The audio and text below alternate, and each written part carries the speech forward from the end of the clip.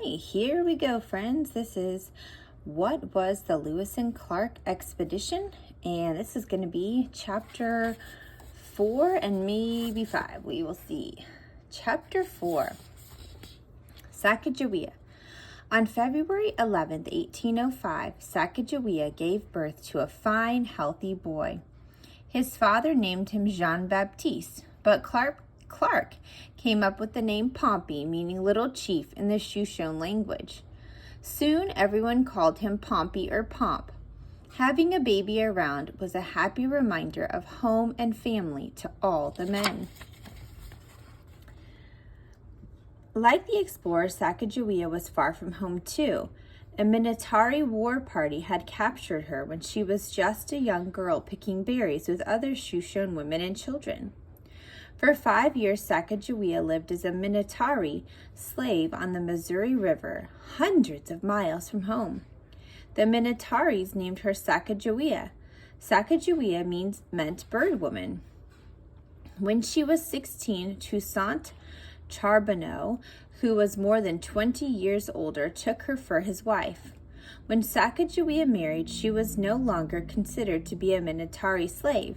However, her husband didn't speak Shoshone and Sacagawea didn't speak French. They spoke to each other in Minatari, which they both knew.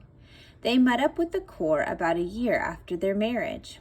When Sacagawea learned that Lewis and Clark wanted horses from the Shoshones, she was thrilled. That meant she would be going home. Home! At last, spring arrived. Plans were made for pushing off. For her first long journey, Sacagawea wore her best clothing: deerskin leggings, moccasin, a fringed garment decorated with elk teeth, and a blue beaded belt. She also wore bracelets, earrings, and finger rings. She planned to wear all these handsome clothes again when they reached the land of the Shoshones. She would be seeing her family and old friends after all this time. Chapter 5, Pushing Off. On April 7th, 1805, 7 soldiers, 5 boatmen, and an Indian guide headed back down the Missouri River in a keelboat. They were to deliver cargo to President Jefferson and his scientists. This would be the first news that Jefferson received from the expedition. On board were reports, letters, maps, charts, rocks, plans, fur robes, Indian tools and weapons, animal skeletons, antlers, and horns. A live prairie dog and a magpie were also making the trip.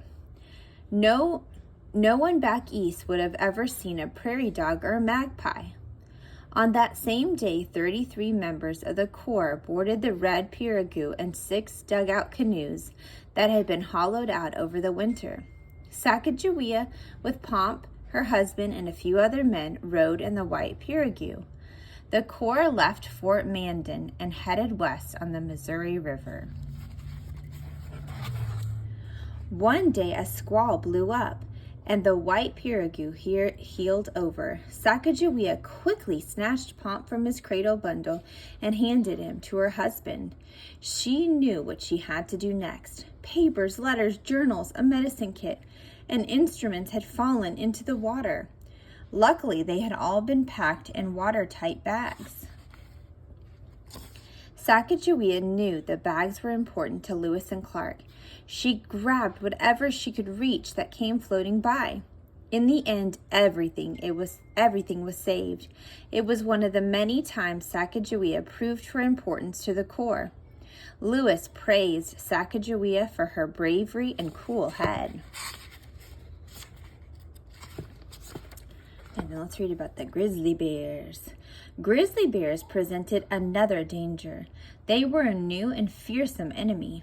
A full-grown male grizzly bear could weigh as much as 1,000 pounds.